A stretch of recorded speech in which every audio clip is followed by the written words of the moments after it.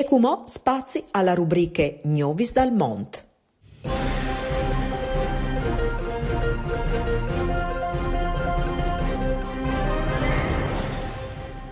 Il Fogolar Furlan di Bergam è arrivato a 30 anni di attività e ha fatto feste per l'importante risultato. L'attuale presidente, Denise Lucia Prampero, in chiarie dal 2014, a son designs che porta in denanto une avventure scominciate 30 anni prima su iniziative di tre feminis, Albertina Chiapolini, Norina Agostinis e Riccarda Veritti, che, conoscendo l'esistenza di altri sfogolars in Lombardie, si era immettudis in vore col fogolar di Milano e l'en Friul Talmon per fanarsi un'associazione furlane intiere bergamasche.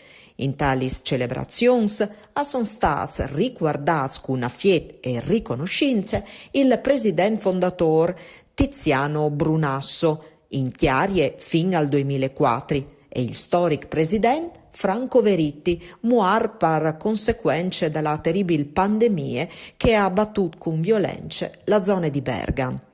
Non le è mancato un riguardo alle tanti attività culturali di spessore e di solidarietà inviati in questi anni dal Fogolar.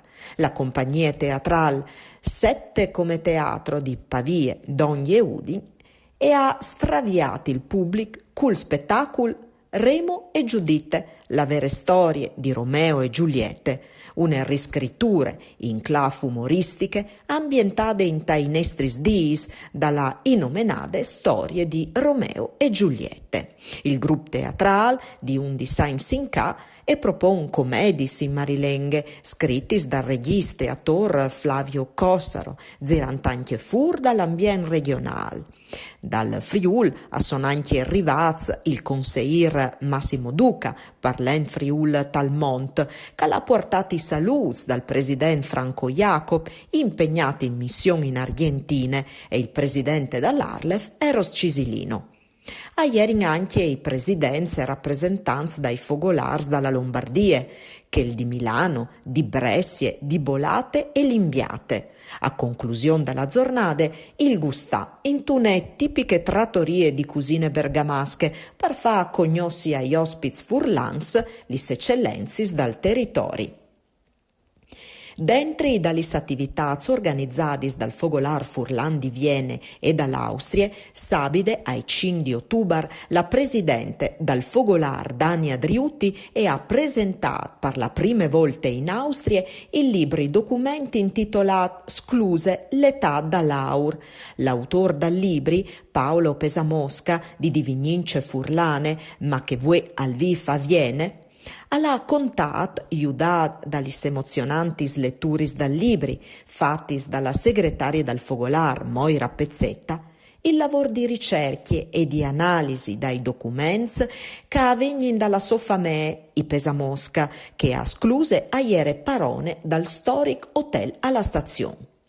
L'autore alla riscovierte tirat fur una parte importante dalla storia furlane e alpine e alla tornata da illustri al paese di Scluse, che era una località di feris e un centro termal fin quando che non è scominciata la prima guerra mondiale.